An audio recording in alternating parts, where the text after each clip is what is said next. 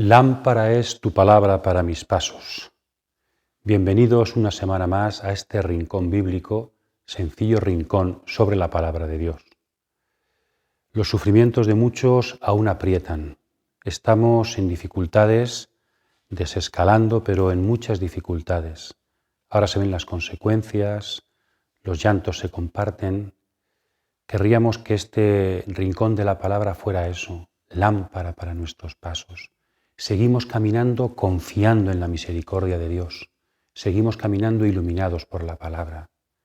Que al poder compartir la fe a través de estos vídeos, de este canal en Internet, podamos también afianzar nuestros pasos. La palabra de Dios, que es Jesucristo, es la gran lámpara de nuestros pasos. Y a través de la Biblia, la palabra de Jesús, va fraguando nuestras vidas y dando esperanza. A partir de ahora, aunque queremos que sea lámpara para nuestros pasos, pero vamos a cambiarle el título a esta sección, vamos a llamarle Cautivados por la palabra. Queremos también, sin dejar de buscar luz, darle este nuevo matiz de buscadores de la palabra. El Señor nos ha tocado con su rostro y con su palabra, y por eso, porque lo hemos descubierto, ya no podemos vivir sin Él. Entonces, en el bien y en el mal, en las dificultades, en el llanto y en las alegrías, cautivados por la palabra. Porque los que estáis ahí y los que estamos aquí, estamos cautivados por la palabra, porque el Señor nos sigue seduciendo, seguimos reflexionando y seguimos intentando regalar al mundo el gran tesoro de nuestra fe. Bienvenidos.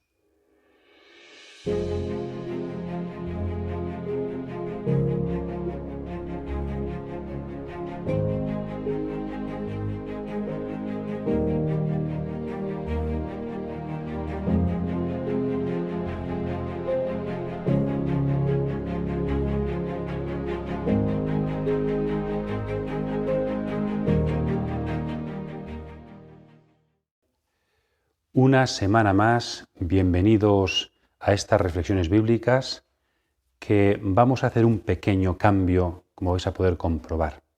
A partir de ahora, más que ceñirnos a lo que celebramos cada domingo, vamos a intentar acercarnos a la perspectiva de los libros bíblicos. Vamos a intentar introducir al estudio, a la reflexión sobre los libros de la Biblia que tienen una riqueza enorme. ¿Y por cuál empezar? Pues a lo mejor es bueno empezar por el final. Y además en los tiempos que corren, quizás sea un libro, el último de la Biblia, muy interesante para iluminar nuestra situación actual en esta grave crisis que ya dura mucho tiempo. Os invitamos a reflexionar sobre el libro del Apocalipsis. Por tanto, bienvenidos de nuevo a estas reflexiones creyentes que tienen como horizonte la Biblia, la palabra de Dios.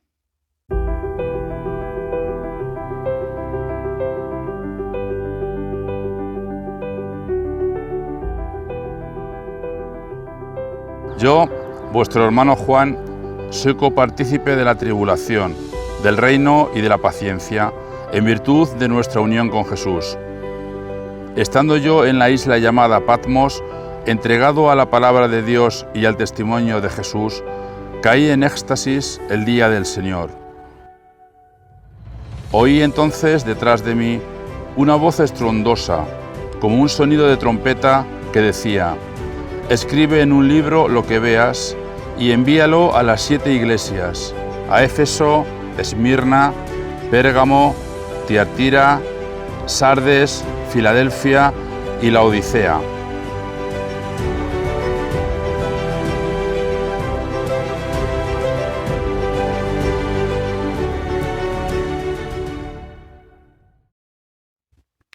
En los primeros días de esta pandemia, una persona de lejos, nos conocemos pero se marchó lejos con toda su familia, me llamó por teléfono y me preguntó: Padre, ¿estamos en el Apocalipsis? ¿Qué responder? ¿En qué sentido lo preguntaba? Es decir, para responder a esa pregunta habrá que ver qué queremos decir cuando preguntamos ¿estamos en el Apocalipsis? ¿Es esta una era apocalíptica? ¿Qué es la Apocalipsis? ¿Qué es el libro del Apocalipsis? Primero que desea explicar la palabra griega, porque Apocalipsis es la primera palabra con la que comienza el último libro de la Biblia y ha dado origen, ha dado nombre a todo un movimiento que va del siglo III a.C. al siglo III después de Cristo, con una literatura propia, un género literario que se llama apocalíptico. Pero además de libros, es un movimiento, con una perspectiva y una visión de la realidad. ¿Qué significa esta palabra griega apocalipsis con la que empieza nuestro libro? Kalima, en griego, significa velo. Pero también decimos cuando hay kalima, que no se ve bien porque viene del desierto de África. Entonces, la kalima es un velo que tapa. Entonces, calipto es velar, poner un velo, tapar. Entonces, apocalipto sería desvelar, quitar el velo. Nosotros decimos revelar. Apocalipto es desvelar, quitar el velo para que se pueda ver. Y el sufijo sis, apocalipsis, es la acción de algo. Por tanto, es la acción de quitar el velo. Revelación, desvelamiento. Eso significa apocalipsis. Y implica, digo, todo un movimiento que va desde el Antiguo Testamento hasta el Nuevo Testamento y más adelante. Y después ese movimiento será apropiado y será utilizado durante toda la historia de la Iglesia y de la humanidad en muchos siglos. En el Antiguo Testamento ya tenemos algunos profetas que empiezan a atisbar este género y este movimiento apocalíptico. El más importante de ellos es Daniel. Es el gran libro apocalíptico del Antiguo Testamento, como Apocalipsis es el gran libro apocalíptico del Nuevo Testamento. También hay trozos en Isaías o en Ezequiel que son ya apocalípticos. Pero además del Antiguo Testamento, en la literatura entre testamentos, en los apócrifos del Antiguo Testamento que se llaman, es decir, libros escritos por judíos, pero que no están en el canon, no están en la Biblia, también aparecen muchos apocalipsis. Están publicados. Tenemos una gran colección de apócrifos del Antiguo Testamento y en esa colección, en español, ha habido siempre una buena escuela española de estudio de los apócrifos, pues muchos de esos apócrifos son apocalipsis, como el libro de Enoc, por ejemplo. Entonces, el Apocalipsis de Isaías, Moisés. Entonces, ahí podemos leer cómo no solamente en el Antiguo Testamento, sino que antes de Jesucristo y durante la época de Jesucristo, muchos movimientos tenían esta idea apocalíptica, por ejemplo, Qumran, y tenían toda una literatura apocalíptica, la mayor parte de la cual no ha entrado en la Biblia. Y también en el Nuevo Testamento. El Nuevo Testamento también tiene rasgos apocalípticos, como diremos después. El mismo Jesucristo. ¿Perteneció Jesucristo a este movimiento apocalíptico que en su época se desarrollaba? ¿Qué relación existe entre Jesús y la apocalíptica? Es un tema también interesante que tenemos que plantearnos. ¿El libro del Apocalipsis del Nuevo Testamento es fiel a la perspectiva de Jesús o es una isla que está ahí separada del movimiento cristiano primitivo? Por tanto, la apocalíptica, Antiguo Testamento, literatura intertestamentaria, apócrifos y también Nuevo Testamento. Esto es lo que tenemos que intentar desentrañar.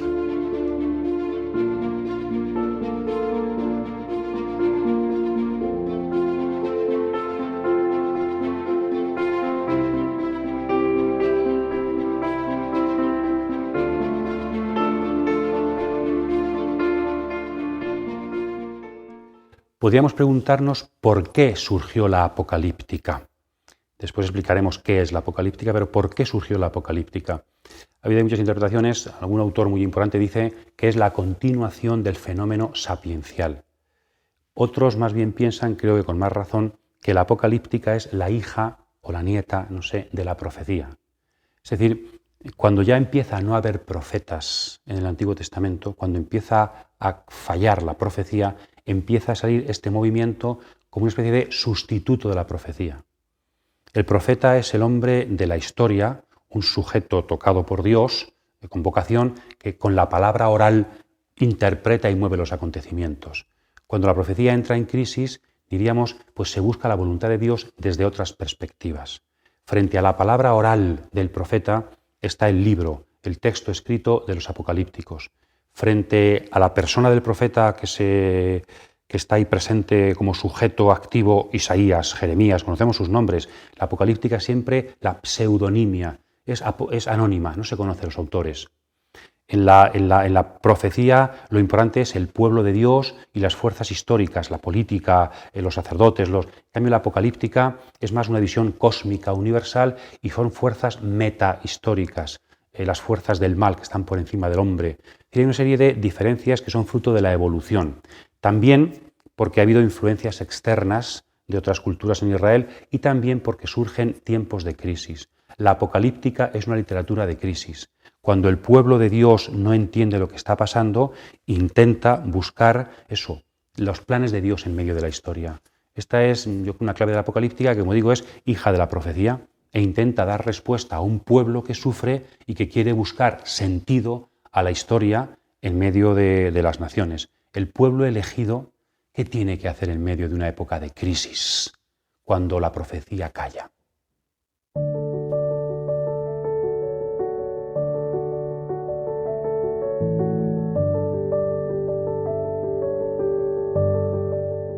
Y luego es importante que entendamos bien la diferencia entre apocalíptica y escatología, otra palabra griega. Escatología es aquello que tiene que ver con el fin de los tiempos, ¿no? Entonces, pues el cielo, el infierno, la salvación, el juicio final. La apocalíptica es un movimiento y es un género literario, una forma de expresarnos. Y la escatología es más un contenido. Se puede hablar de escatología, se puede hablar del fin de los tiempos, no de forma apocalíptica, sino de otras formas. Yo puedo hablar de trompetas, de dragones, eso es una forma apocalíptica de hablar del fin de los tiempos. Pero yo puedo hablar del juicio final, puedo hablar del cielo, puedo hablar sin el género apocalíptico. Por lo tanto, no confundamos. No es lo mismo el contenido que la forma. Puede haber contenido escatológico sin formas apocalípticas, pero hay también apocalipsis que tienen una forma de contarnos cómo funciona la historia encaminada hacia su fin. Por lo tanto, como veremos después, la apocalíptica es un género literario que debe ser interpretado para comprender correctamente el contenido más o menos escatológico sobre el fin de los tiempos que ese libro quiere transmitir.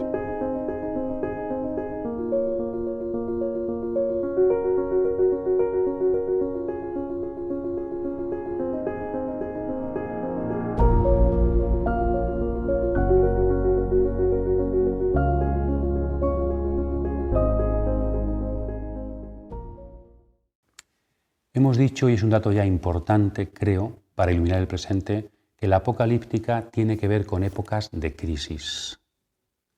¿Dónde y cuándo fue escrito el libro del Apocalipsis?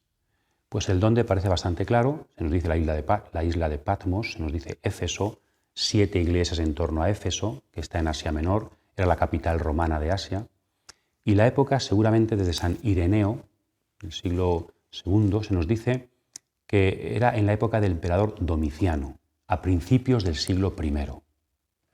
Parece ser que Domiciano, se conservan todavía las ruinas, mandó construir un templo en Éfeso a su nombre, a nombre del emperador. Y por tanto se daba culto al emperador, entre otros cultos. Entonces es muy posible que el trasfondo histórico de la persecución cristiana que Apocalipsis refleja por parte del Imperio Romano sea la negativa de los cristianos a dar culto al emperador Domiciano en aquel templo de Éfeso. Roma era muy tolerante en cuestiones religiosas. Cada uno podía tener su Dios y había mucho relativismo. Pero claro, siempre y cuando fueran fieles al emperador y le tuvieran... Entonces, claro, la religión no estaba separada de la política. Entonces tú podías ser cristiano y dar culto a quien quisieras de Oriente, pero luego tenías también que participar en el culto público del emperador. Y claro, ahí comenzaba el problema. Y eso además tenía consecuencias políticas y consecuencias económicas, como dice el libro. Entonces los cristianos dijeron, no, es que nuestra fe nos impide compaginar con un culto al emperador. Y ahí vinieron los problemas. Porque en Roma era tolerante siempre y cuando tú aceptaras el poder supremo del emperador, con características religiosas. Y el cristianismo vio desde el principio que el único Señor, el Kyrios, el único Salvador, no son los emperadores, sino que Dios no estaba alejado, no. El emperador de la tierra, el Señor de la historia, es Jesús de Nazaret. Y por tanto, ante nadie se arrodillan que no sea Jesús de Nazaret.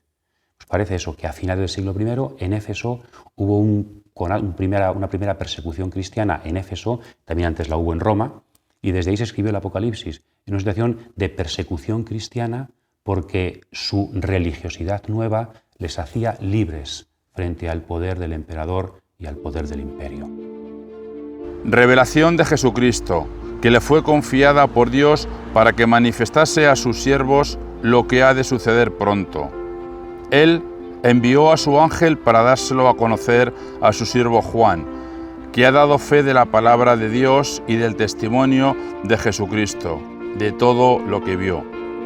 Dichoso el que lea y dichosos los que escuchen las palabras de esta profecía y tengan en cuenta lo escrito en ella, porque el tiempo está cerca.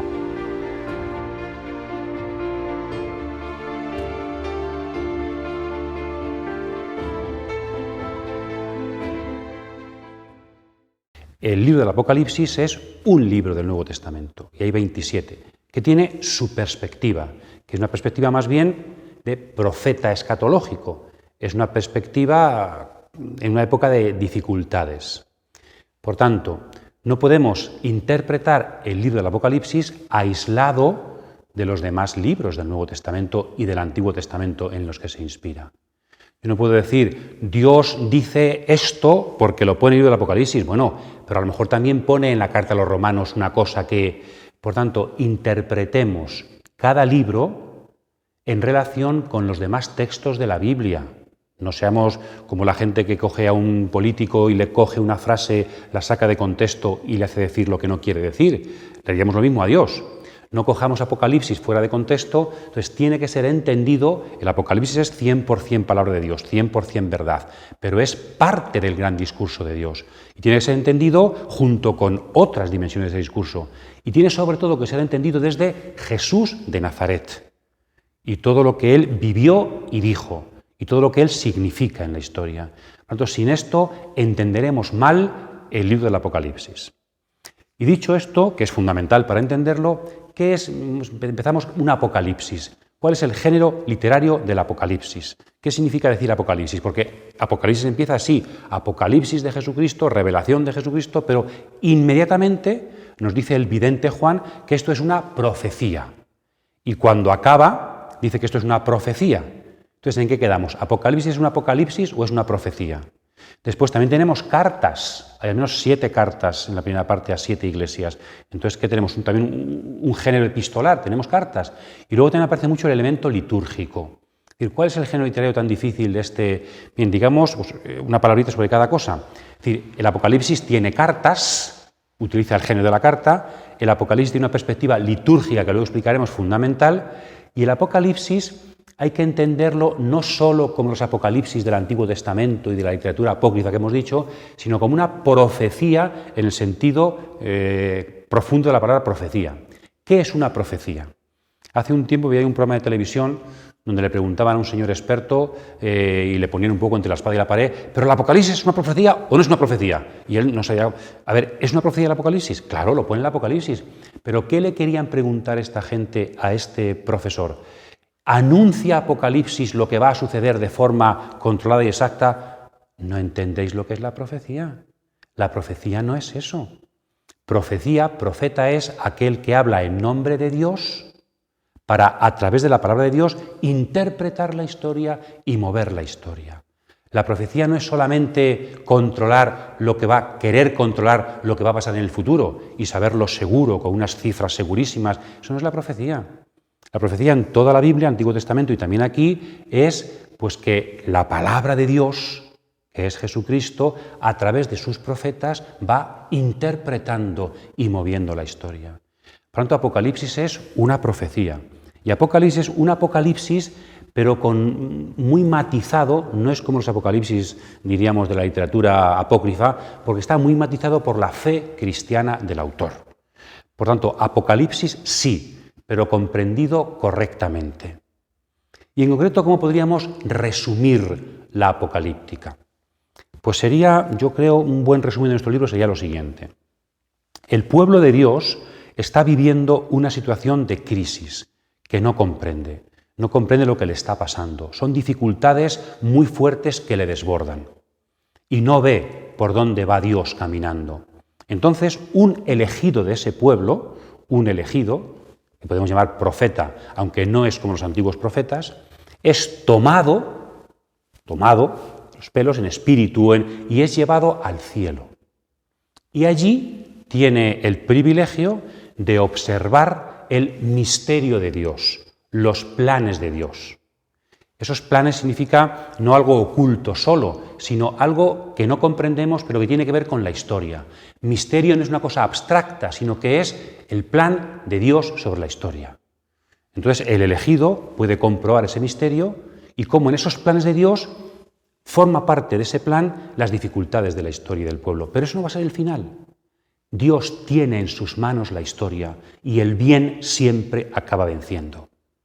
Cuando este vidente elegido tiene esta experiencia, vuelve otra vez, después de su visión, a la tierra, día a día, y al pueblo le comunica este mensaje para darle esperanza.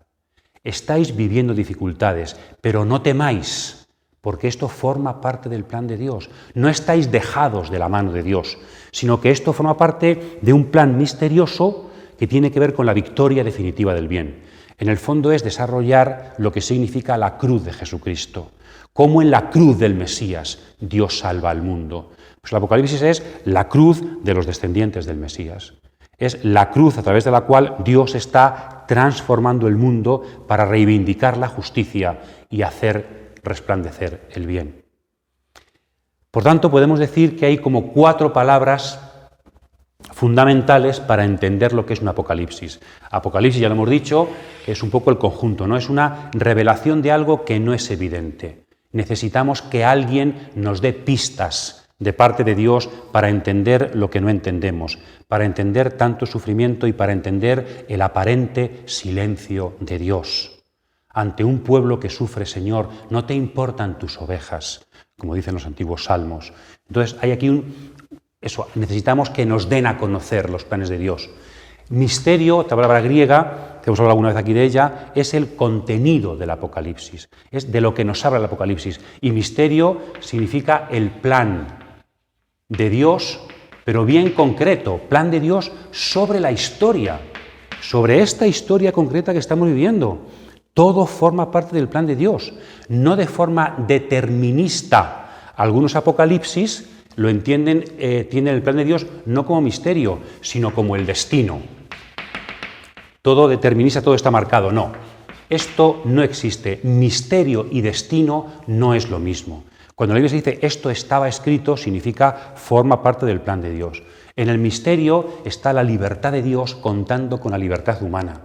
En cambio, en el destino de los griegos y de todo está marcado y nada se puede hacer. No, es el misterio de Dios y por eso a veces hay tantas vueltas y revueltas, ¿no? Porque ¿cómo hacer que el bien triunfe sin forzar la libertad?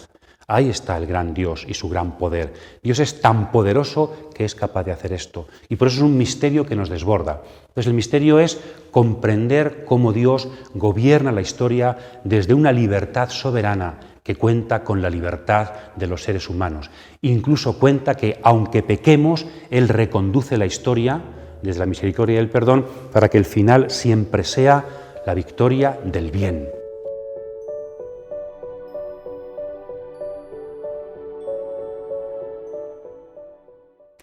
Bien, entonces, revelación de un misterio. Os doy a conocer el plan precioso de Dios, que no es evidente, eso es cierto, nos desborda. Necesitamos la fe para comprenderlo. ¿Y dónde se revela ese misterio? ¿Dónde podemos interpretar ese misterio? El lugar adecuado, una clave fundamental del Apocalipsis, es la liturgia. Tiene un montón de himnos litúrgicos. Después veremos cómo, incluso cuando el vidente sube al cielo, lo que hace es ver una liturgia celeste.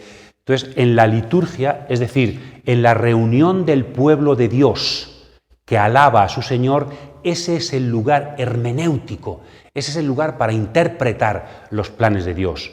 Fuera de la liturgia, fuera de una iglesia reunida en torno a su Señor, no se entiende el misterio de la historia.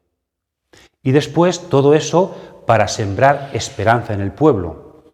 En la carta apostólica de Juan Pablo II, San Juan Pablo II, Ecclesia in Europa, hace ya muchos años, el fondo sigue el libro del Apocalipsis y el tema es la esperanza para Europa.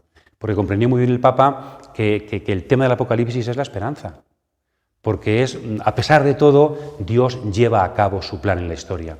Y fijaos, en cambio, cómo en la historia de la Iglesia estas 4 dimensiones han sido pervertidas a la hora de entender el Apocalipsis. Apocalipsis significa esfuerzo por interpretar. Las cosas no son evidentes, hay una simbología, y en cambio el libro del Apocalipsis ha sido el libro que más se ha interpretado de forma fundamentalista, de forma no hermenéutica. No, es que aquí pone 1000 años. No, es que aquí pone que el rojo del caballo, que viene un caballo. Es que aquí pone que la estrella se cae. Es que aquí pone que hay un terremoto. ¿Verdad? Si son símbolos. Es decir, el libro que nos dice él explícitamente que hay que interpretarlo, resulta que mucha gente lo lee sin interpretación.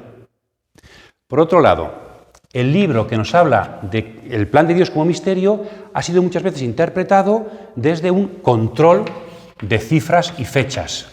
No, yo sé cuándo va a acabar el mundo. Dice el Nuevo Testamento que ni los ángeles siquiera del cielo lo saben. El plan de Dios, ¿qué va a ser misterio? Va a pasar esto y esto. Tenemos un control y os digo yo las fechas si hace falta. O sea, es lo contrario a lo que dice el libro del Apocalipsis, que no se deja encerrar, diríamos, en el control. No, Dios no forma parte de nuestro control.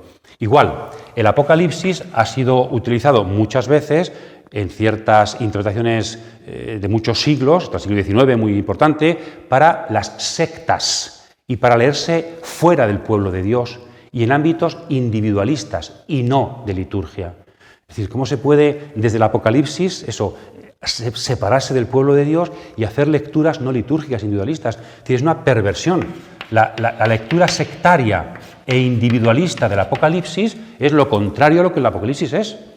Y después, el Apocalipsis muchas veces se ha identificado y se ha interpretado desde el miedo y el temor.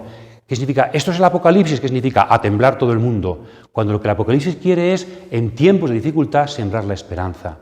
Por tanto, cuidado con estas interpretaciones que no es que sean malas solo, sino que es que son mentira, no son lo que el libro pretende. Él nos dice, esfuerzo hermenéutico, no para controlar, sino para participar del misterio de Dios, y de esta forma, como pueblo de Dios que alaba a su Señor, vamos recuperando la esperanza porque intervenimos en la historia con el Señor de la historia. Bienvenidos al Apocalipsis. Leamos así este precioso libro del Apocalipsis. También en esta situación de dificultad, donde también el misterio de Dios nos desborda. Luego vi en el cielo otro signo grande y maravilloso. 7 ángeles que llevaban 7 plagas, las últimas porque con ellas se consumaba el furor de Dios.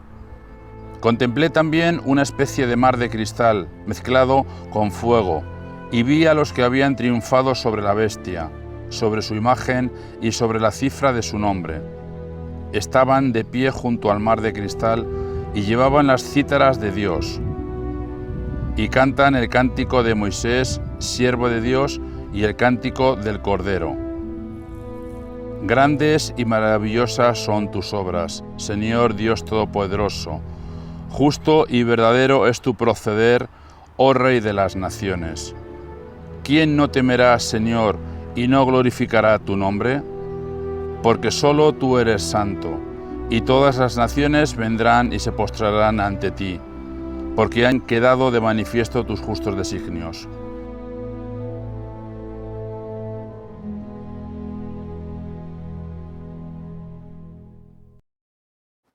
Vamos ahora a intentar ver una estructura de conjunto, una visión, totalidad, una especie de introducción para que podamos ir leyendo por partes el libro del Apocalipsis. Depende a qué investigador le preguntemos, seguramente nos va a dar una visión distinta. Aquí os ofrecemos una que yo creo que es la más sencilla y la que mejor responde al texto bíblico. Hay otros que prefieren sobre todo ver septenarios, ¿no? 7 cartas, 7 sellos, 7 trompetas, 7 copas. Está muy interesante, pero hay algunos textos que se deja fuera y que lo ponen como aparte. Entonces yo creo que es más sencilla y más correcta esta que vamos a presentaros, que es muy, muy fácil. Hay un muy pequeño prólogo introductorio, los 3 primeros versículos, que se corresponde con un epílogo al final. Os invito a leerlo en paralelo porque aparecen muchas cosas repetidas, ¿no? Cómo hay que interpretar este libro que se nos ofrece, esta visión profética, y cómo hay que leer, ¿verdad?, y utilizar este libro, esto que acaba de decírsenos, para invocar a Jesucristo. Ven, Señor Jesús.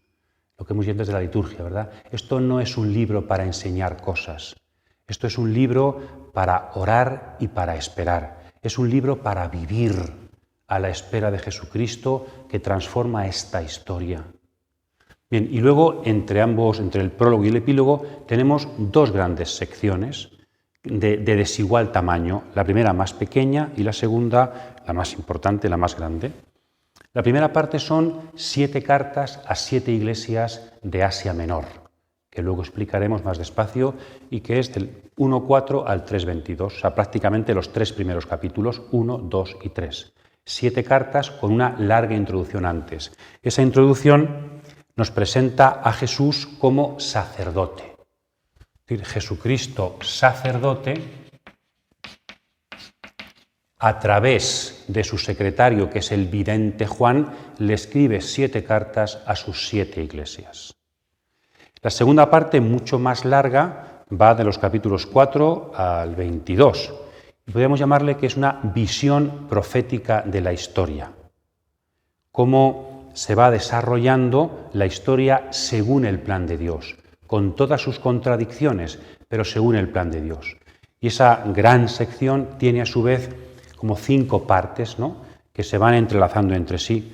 Primero, una introducción, que es una visión litúrgica, los capítulos 4 y 5, lo explicaremos, donde es llevado al cielo el vidente y allí ve una liturgia celestial, ve un libro que es el destino de la historia, el plan de Dios sobre la historia, que ha de ser abierto por el Cordero, lo explicaremos. Luego se van abriendo los sellos de ese libro. Cuando se abre el último sello comienzan las trompetas que señalan el fin de los tiempos. Después aparecen 3 signos que hay que interpretar sobre el origen del mal y cómo su aparente victoria va a ser transformado en derrota. Y la conclusión de esa historia, que es la victoria definitiva del bien, simbolizado en la Jerusalén esposa, y la derrota definitiva del mal, simbolizado en Babilonia, la prostituta, la ciudad antidivina, diríamos, ¿no? Entonces es el corazón de este libro del Apocalipsis. Y al principio aparece una visión, esa introducción, de Jesucristo como Cordero. En la primera parte, Jesucristo como sacerdote, en la segunda parte, Jesucristo como Cordero. Todo muy sacerdotal, ¿verdad? Todo muy sacrificial. Es decir, Jesucristo sacerdote, Señor de la Iglesia, escribe a la Iglesia para decirle cómo va. De alguna forma Jesús juzga a la Iglesia. Dice, ¿cómo te veo, iglesias mías, para que os convirtáis? Y después Jesús Cordero, que es ya no solamente Señor de la Iglesia, sino Señor de la historia, un Señor, como veremos, un poquito paradójico, porque un Cordero habría que haber elegido un animal más. Pues estos son los planes de Dios. Ha elegido al Cordero como Señor de la historia. Ya no solamente juzga a su Iglesia de forma parcial, sino que juzga la historia de forma definitiva. ¿Y qué relación hay entre las dos partes? Que creo que es muy importante. Una Iglesia purificada reconoce su hora. Es decir, para poder entender la segunda parte, que es la clave, para poder entender cómo actúa Dios en nuestra historia, en los avatares y dificultades de nuestros días, para poder hacer eso hace falta antes convertirse. O si queremos, el juicio de Dios sobre la historia comienza por su Iglesia. Por tanto, una Iglesia purificada que se deja corregir por su Señor, y cada una, como veremos, tiene sus cosas, sus correcciones concretas, está capacitada para entender el mensaje de Dios y poder, por tanto, vivir con esperanza en medio de la historia. Jesucristo sacerdote, Jesucristo Cordero, es Señor de la Iglesia y Señor de la historia y tiene un mensaje que darnos para que secundemos esos planes preciosos y paradójicos de Dios sobre la historia. Por tanto, leamos así el libro del Apocalipsis. Podemos empezar con la primera parte y eso, dejarnos corregir por el Señor, dejar que nos invite a la conversión. Es a veces un poco duro, ¿verdad? El mundo va muy mal, No, antes, Iglesia, conviértete. Y solo entonces podrás comprender cómo va el mundo y podrás actuar correctamente según Dios en ese mundo que va efectivamente regular. Por tanto, 2 bloques preciosos que nos hacen entender el libro no como una cuestión abstracta sobre imágenes rocambolescas no, es un libro muy práctico que tiene mucho que ver con la historia. Seguiremos profundizando en ello y veremos cómo tiene mucho que ver no solamente con la historia del pasado, con Éfeso, con Domiciano, con el siglo I, sino que tiene que ver muchísimo con el siglo XXI, con nuestra época, con España, con el mundo, porque aquí hay un mensaje que es para siempre, de parte del sacerdote y cordero que sigue siendo Señor de la historia y conduce nuestros días hacia la victoria del bien. Dejémonos corregir para comprender y para ver cuál es nuestro puesto en esta historia que Dios conduce.